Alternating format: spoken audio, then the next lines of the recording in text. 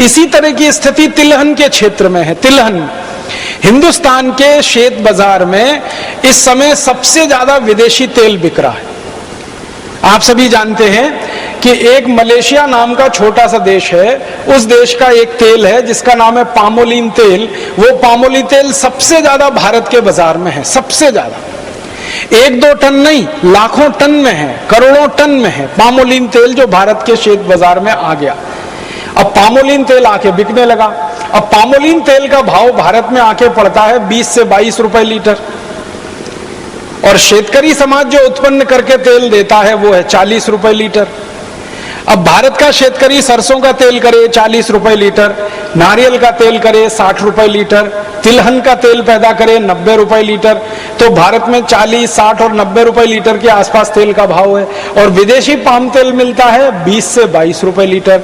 तो सारे भारतवासी जो तेल बनाने वाले उद्योगपति हैं वो सब पामोलिन तेल धड़ल्ले से लाखों लाखों टन में इंपोर्ट कर रहे हैं, और उस पामोलिन तेल को भेड़सेड़ करके, मिलावट करके आपको बेच रहे हैं।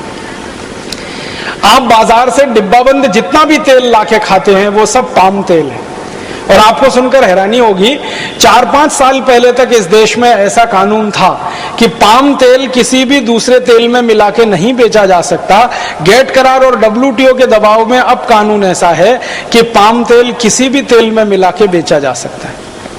अब पाम तेल आ गया, वो वेजिटेबल ऑयल के साथ मिला के बेचा जा रहा है।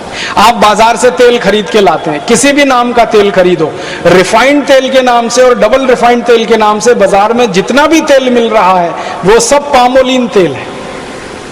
अब पामोलिन तेल हम खा रहे हैं, शेतकरी समाज खा रहा है। क्यों? क्योंकि शेतकरी समाज जो तिलहन पैदा करके बेचता था, शेतकरी समाज जो सरसों का तेल पैदा करके देता था या नारियल का तेल, उसको भाव नहीं है, तो उन्होंने तिलहन पैदा करना कम कर दिया है। तो भारत में तिलहन का क्षेत्रफल भी लगातार घटता चला जा रहा है। दालें पैदा करना कम कर दिया, तिलहन पैदा करना कम कर दिया, तेल का उत्पन्न इस देश में कम हो गया, तो विदेशों से पाम तेल आकर बिकने लगा। अब वो पाम तेल के 2 दुष्परिणाम हैं। एक तो जो शेतकरी नारियल करते थे, जो शेतकरी तिल पैदा करते थे, जो शेतकरी सरसों पैदा करते थे, उनको नुकसान। दूसरा नुकसान देश के खाने वाले लोगों को, जो पाम तेल खाएगा, मैं आपको स्टाम्प पेपर पे लिख के देता हूं, तुरंत हार्ट अटैक से मर जाएगा। क्योंकि पाम तेल के बारे में सारी दुनिया के जो रिसर्च हुए हैं वो ये बताते हैं, और ये डॉक्टर चौधरी के लिए मैं कहता हूं कि पाम तेल में सबसे ज्यादा ट्रांस फैट्स हैं, सबसे ज्यादा। और ट्रांस फैट्स वो फैट्स हैं जो कभी भी बॉडी में डिसॉल्व नहीं होते, किसी भी टेम्परेचर पर डिसॉल्व नहीं होते। और ट्रांस फैट्स जब बॉडी में डिसॉल्व नहीं होते तो वो फैट बढ़ता जाता है, बढ़ता जाता है, बढ़ता जाता है।